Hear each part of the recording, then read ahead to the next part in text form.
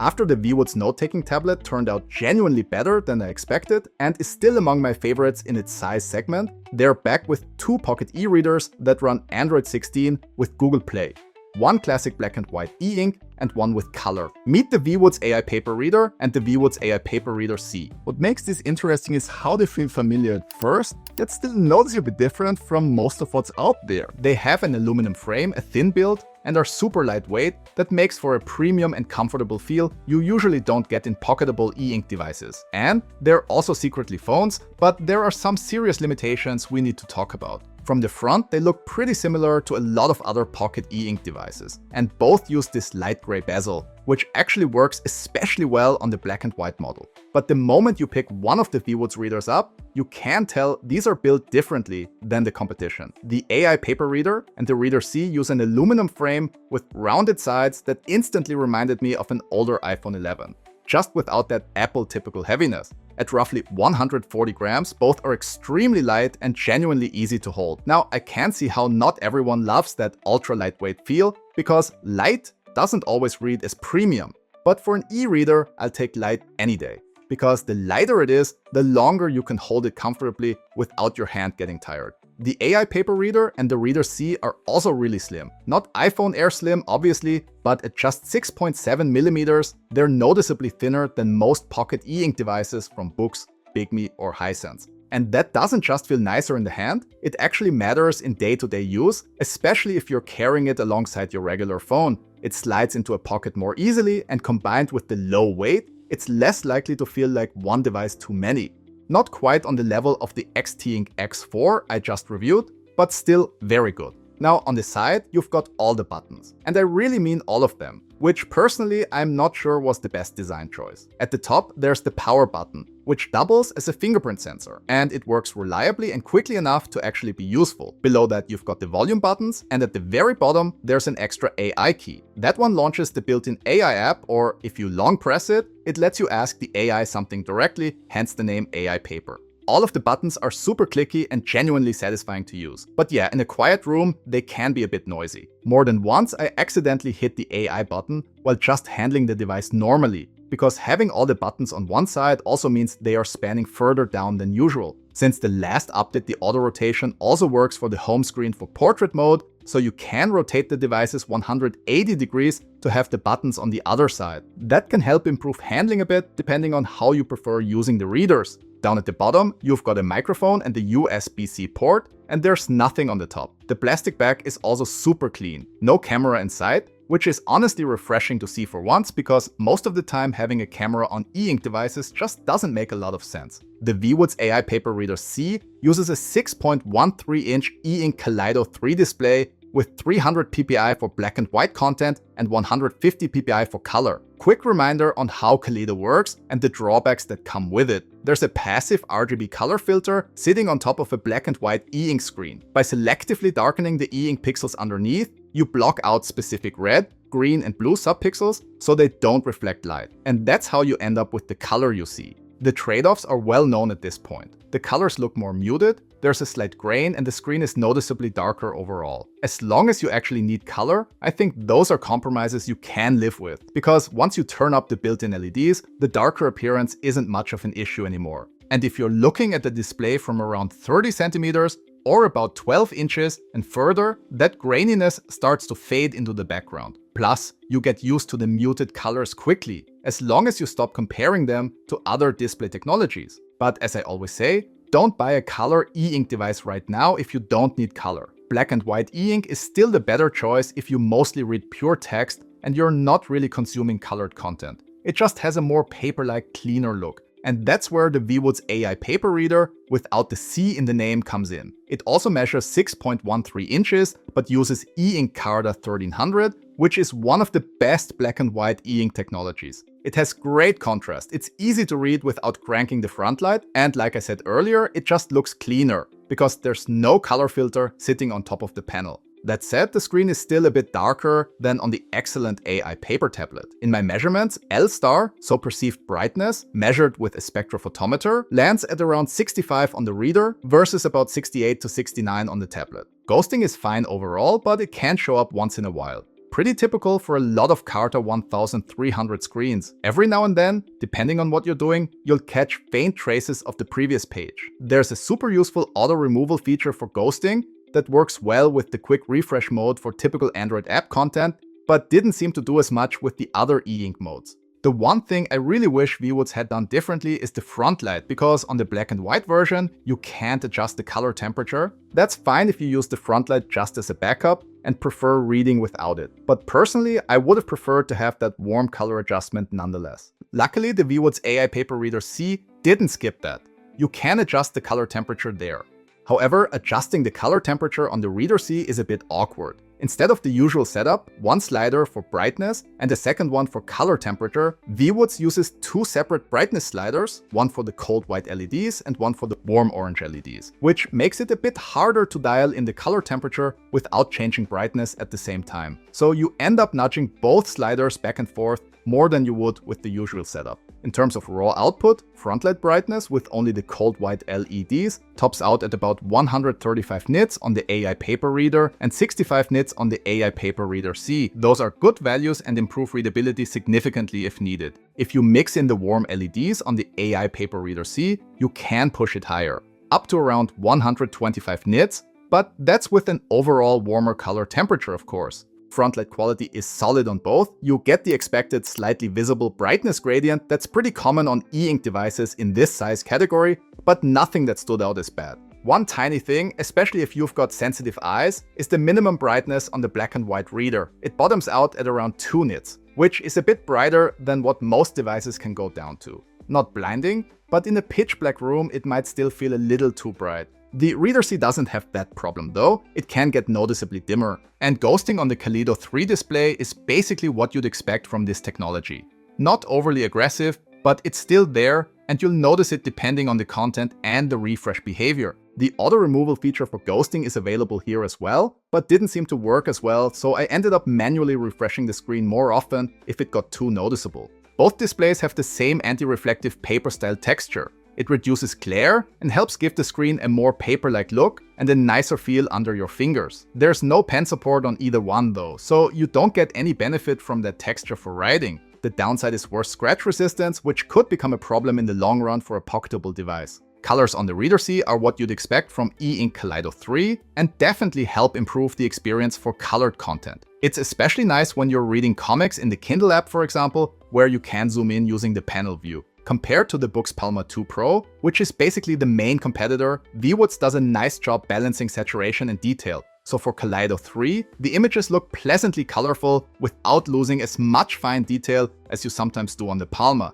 But on the other hand, gradients sometimes show more banding, but that really depends on the content. That said, the vividness levels measured with my spectrophotometer are a bit lower than on the competitor. I honestly wouldn't have guessed just by looking at the screens indoors, so the light guiding layer of the front light does a good job. But those differences will usually be more obvious outdoors when enough light hits the screens. You can also change some color settings from selecting the quick setting in the control center, which are saved on a per app basis. It would be great if Viwoods added that per app setting for the e-ink mode as well, at least as an option. One very interesting feature we've hardly seen anyone do before is this grayscale mode on the color e-ink display. This turns off the dedicated rendering for the color filter and turns the display grayscale so it functions like a regular e-ink display. So if you're getting tired of the colors or something just works better with grayscale rendering, you can turn them off. But don't mistake it for turning off the color filter, because that's always there and still darkening the screen, same as before. Before we get to the software, let's quickly talk about the specs. Both devices use a MediaTek Helio G99 octa-core chip with 4 gigs of RAM. Internal storage is 128 gigabytes, it's not expandable, and about 109 gigabytes of that is usable. For an e-ink device, that's usually more than enough for most people. You get Wi-Fi and Bluetooth, but there's no GPS on either model, which is something I really would have liked to see. And then there's one hardware decision that stands out and personally I find a bit frustrating: the missing speaker on both devices. I get it, most e-ink readers don't have built-in speakers, but with all the possibilities Android opens up on a device like this, and not to forget, with volume buttons on the side, not including at least one speaker feels like an odd choice. Luckily, not all is lost because you can connect to a Bluetooth speaker or headphones to still get audio output. Battery capacity is just under 2600 milliamp hours. That's not as large as some of the direct competition, but it's still quite big compared to more typical 6-inch e-readers, which often sit around 1000 to 1500 milliamp hours. And that brings us to the software, because there are a couple of interesting things to talk about. First of all, both AI paper readers run Android 16, which is the latest version, and it's nice to see e-ink devices that don't trail behind the rest of the market. There's also Google Play support, but you have to enable it in the settings and authenticate the device. It's easy enough to do, but it's not as frictionless as having it ready to go out of the box. Once it's set up, you can install apps same as on any regular phone and tablet. Viwoods also adapted the Android interface for e-ink, and they did an excellent job. This is one of the cleanest Android UIs on e-ink you can get. It doesn't have the same number of tweaks and settings that Bigme or Books offer. But that's also what makes it feel more approachable. It's easy to use out of the box, and beginners won't feel overwhelmed right away. What makes things a bit trickier, though, is that the e-ink mode is set globally. So whenever you jump into an app that needs different settings, you'll usually have to switch modes manually. On the black and white Viwoods AI Paper Reader, you get 4 e-ink modes: HD, Fast, Ultra Fast, and Quick Refresh. The AI Paper Reader C is missing the Ultra Fast mode. That said, the quick refresh mode is still here, and you could watch videos if you really wanted to with it, but you'll get heavy ghosting, so it's not exactly a great experience. That's fine, of course, because that's not a typical use case for e-ink, but it definitely helps make Android apps that aren't optimized for the e-ink display usable. The reason why you don't use the faster refresh modes all of the time is because, same as on other devices, they reduce image quality. So whenever possible, you want to use the HD mode. What I'd really like here is a dynamic scroll mode, something that kicks in automatically the moment you start scrolling, like Books does. That alone would make HD mode feel a lot more comfortable day to day. Because as it is right now, if the content is even a little bit dynamic, the faster modes are usually the better choice. Otherwise, you get too much e-ink flicker while you're moving around the UI. So now let's talk about the 3 main talking points in the software: the AI functionality, the phone features, and the overall user experience. Let's start with the name-giving AI features. Like I mentioned earlier, there's a dedicated AI button on the side. A short press launches Viwoods' custom AI app, and if you press and hold it, you can talk to it directly. On a side note, it would be nice if that button was customizable, so you could assign it to different apps or actions. But right now it works like this. You press and hold it, ask your question, and you get an answer pretty much instantly. It comes with all the usual AI pros and cons, but it's fast enough. And more importantly, it's so frictionless that it can actually fit into everyday use without feeling forced.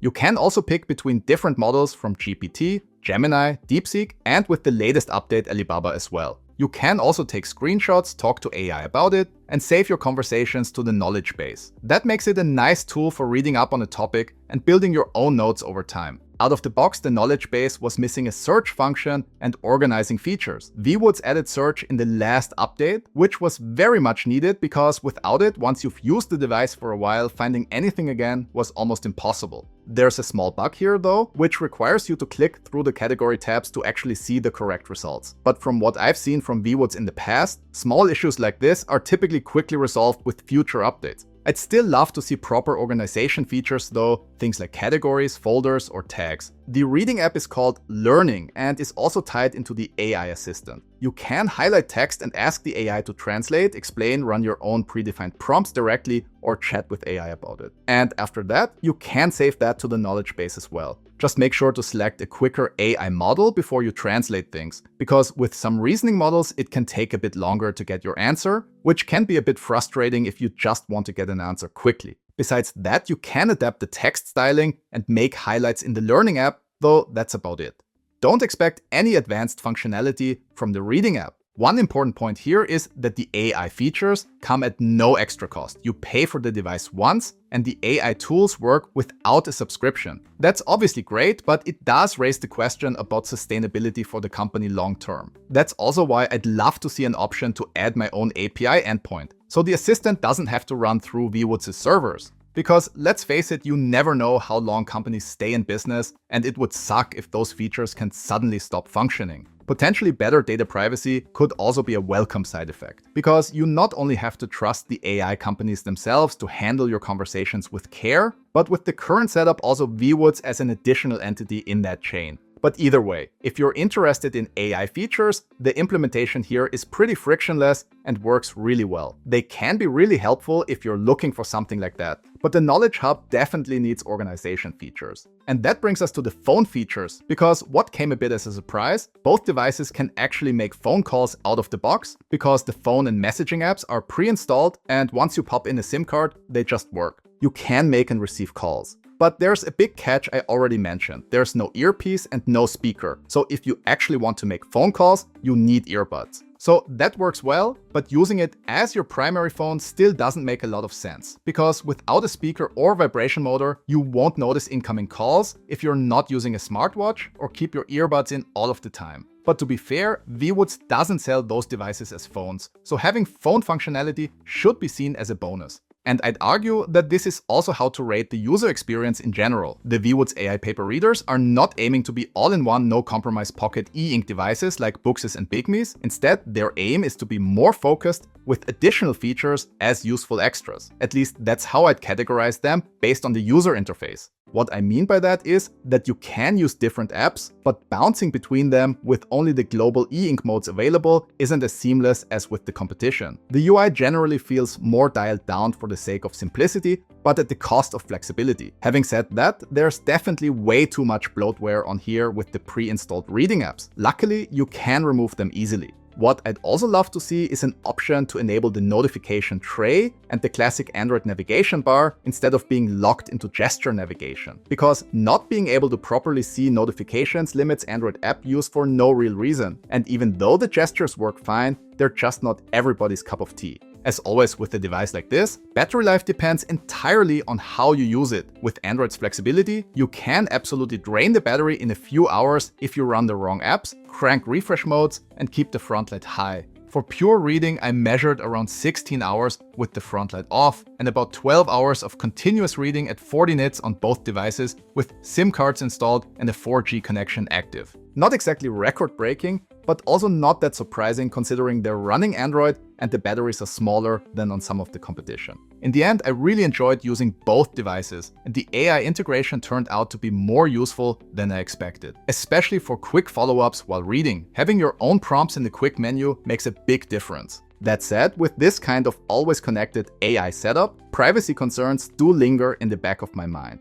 And you also need to keep the usual limitations of AI in mind. As always, this isn't something you should blindly trust just because it sounds confident. And being able to make phone calls out of the box was another pleasant surprise. Because even though they can't replace my phone because of the missing earpiece, they still come in handy as a just-in-case option. Like when your phone dies, when you want a super low distraction backup, or when you simply want to leave your phone at home, but still stay reachable, when using earbuds of course. And honestly, that's kind of the theme with these two devices. They're not trying to win on feature richness, but they win on the stuff that you actually feel in everyday use. The lightweight aluminum build, the slim footprint, and the clean Android on e-ink implementation. And the fact that the whole experience feels surprisingly polished and easy to use. So if you want a pocket e-ink device that feels more premium than the competition, runs modern Android with Google Play, is easy to use and adds AI features, the AI Paper and the AI Paper Reader C are easy to like.